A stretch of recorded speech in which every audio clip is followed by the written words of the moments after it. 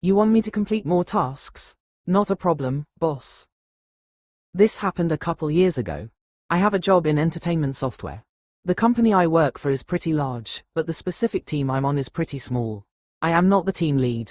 I have worked here for many years and have been offered the position of team lead several times, but keep turning it down because I hate telling people what to do and don't want to go to more meetings. I happen to have a more technical background than the other people on my team, and I developed a reputation as the guy you turn to when you need to solve the really big complicated problems. The project managers know this and assign tasks accordingly.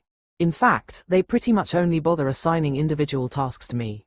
The rest of the tasks for my team go in a bucket for my teammates, including the team lead, to assign to themselves as they see fit.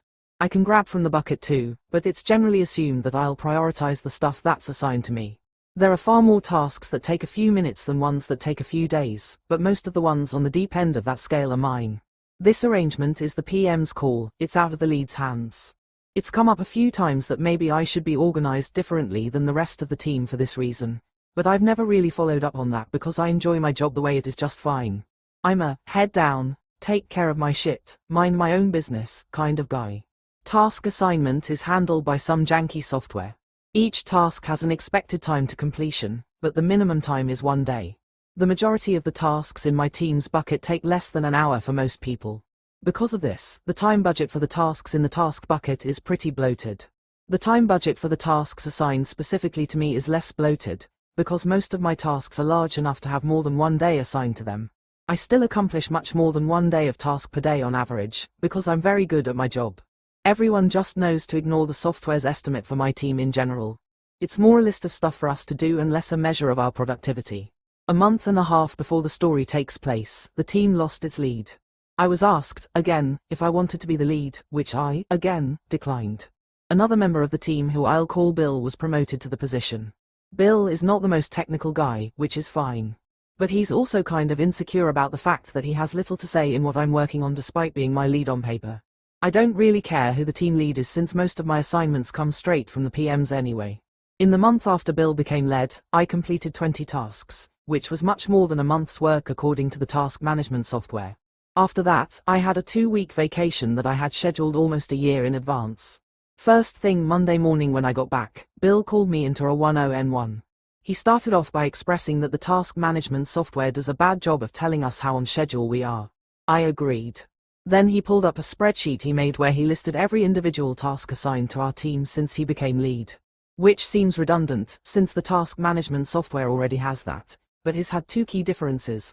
There was no time listed for each task, and it kept a running tally of the number of tasks completed by each team member at the top. Bill points to the 150 tasks on his own tally, and the 20 on mine. He says he understands I've just gotten back from vacation and have only worked on these tasks for a month compared to his month and a half, but I've got to get those numbers up. I tried to explain that the type of tasks that I get tend to take longer. I even pointed out some of the specific tasks that were assigned to me, and asked if he wanted to help with those if we finished all of the small tasks early. No, he admitted, he wouldn't know where to start with those. But look, he said, he completed 150 days of tasks and the expected time to completion had only gone up, since more tasks have come in. We're not gonna run out of small tasks, especially if I'm not pulling my weight. I need to do at least 3 tasks a day or I get put on a PIP. It was at that point that I start actually looking at the tasks that he'd completed. And my first thought is, you've had a month and a half and you've only done 150 of these. These are 5-minute jobs. What's more, the other members of the team are around the 70 to 120 range, but they have more tasks that seem like they'd take a few hours to complete. Even worse, if you list the tasks alphabetically, like the bucket does, you can see that he's taken groups of small ones from the list and skipped any of the larger ones. It's almost like Bill has been grabbing the easiest, fastest tasks from the bucket, and then claiming that means he's more productive. Well, if Bill wants to claim that success is measured in how many tasks like this someone can do, he shouldn't have brought these rookie numbers. So here's where the malicious compliance begins. Immediately after the meeting, I scroll to a random spot in Bill's spreadsheet. There's a bunch of tasks clustered together that I can knock out in the same script file. After burning through those, I jump down the list to knock out another cluster of tasks that I know I can solve in a similar way to the first ones. Next on the list are some that are literally the same thing in different scenarios, which I plow through. I keep making my way down the list, and by EOD, I've done 95 tasks. The next day is similar, but I hit a cluster that are a little more involved, and only managed to finish 65. Still, that's a little asterisk better than the 3 per day Bill asked for. Of course, I've meticulously assigned all of these to myself and marked them done on both Bill's and the task manager's spreadsheets. I don't know what happened behind the scenes. I know Bill has a regular meeting with the PMs on Wednesday mornings.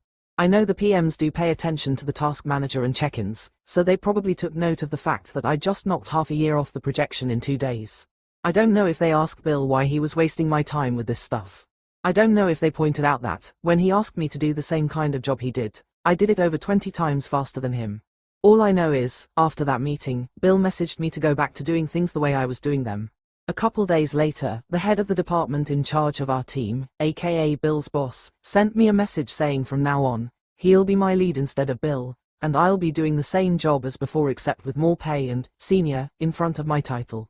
So TLDR, I specialize in doing a small number of big tasks. The new lead does a big number of small tasks and claims I'm not pulling my weight. I do more small tasks in 2 days than he did in 6 weeks. I get promoted out from under him.